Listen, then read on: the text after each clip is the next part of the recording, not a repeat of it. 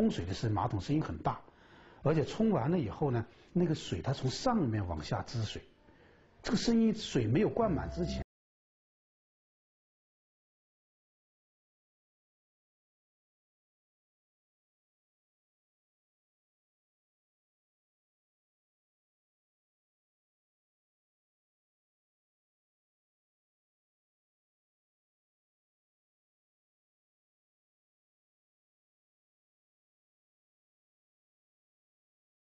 200多米的一个地方，田径一个训练场上去上厕所，包括这个门，我们开那个门呐，它那个门可能质量也不是太好，有时候呢它就吱吱嘎嘎响，是吧？我跟总教练冯顺，我们是各有各的办法，是回来以后我们再交流。我的办法就是把那门呐顶住，猛地一拉，让那个声音就很短暂的一响。你要是慢慢拉，它吱这个响就很麻烦，会影响他们。所以猛地一拉，关的时候是猛地一推。冯书勇是每次开门前和关门的时候，都拿一杯水，把那2个这个门的那个连接口都浇上水，让它湿润滑，然后不发出声音。当时我听到这个消息之后，真的是特别的感。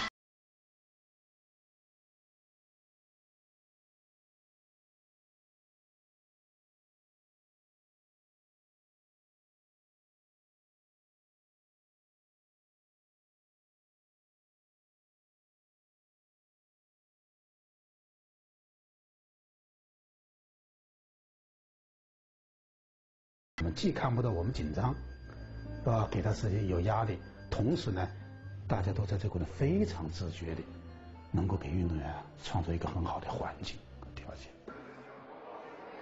这一共4枪，4枪应该我第2枪比较紧张，感觉自己眼睛老是睁不开，眼睛很酸，就下午没睡好。我其他几枪呢，应该还是可以。你别说是决赛我反而倒好像比前面好一点。我也不知道怎么搞的，感觉好像挺兴奋的，睡不着。当时第2场比赛特别关键，刘翔是第3组，第2组阿兰·约翰逊在第6道应该是。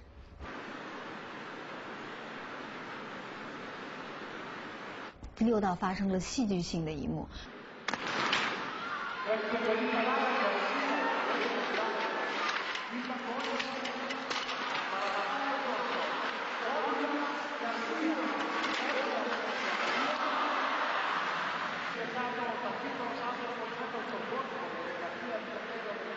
阿兰·约翰逊的摔倒对随后出场的刘翔来说是一个，应该说是一个挺大的刺激。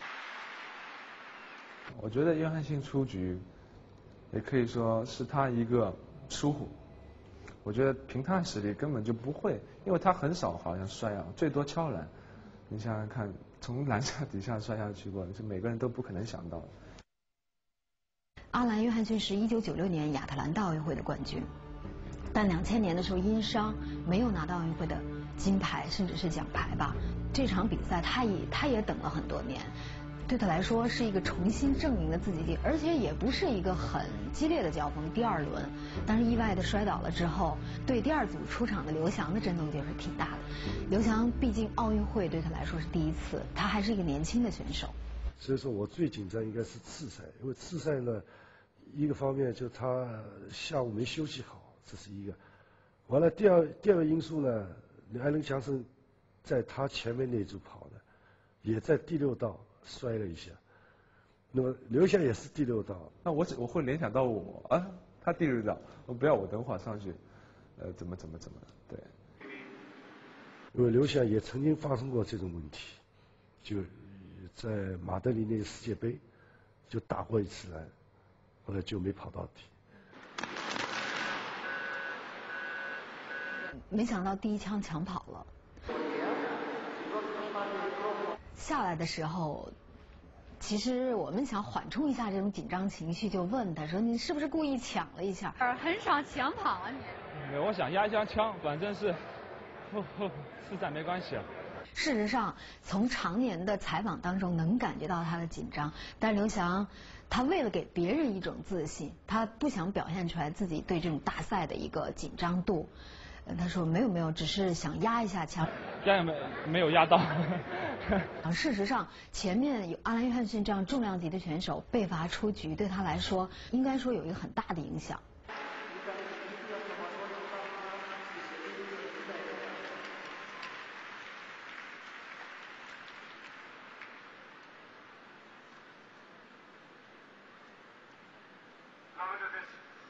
如果再来一次抢跑，那就完了。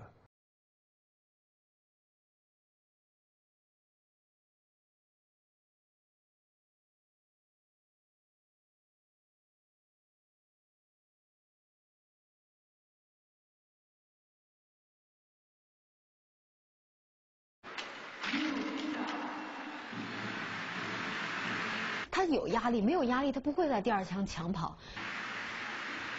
从来没有在大比赛当中抢跑过。因为我从来不抢跑的。很显然是因为压力，因为紧张，太紧张了，所以抢跑，但他不承认。抢跑可以说是我自己就是给自己开了一个小小的玩笑。他不想把这种紧张的情绪带给镜头前的父母、关心他的观众、关心他的朋友，他不想让大家知道他紧张。哈哈哈哈。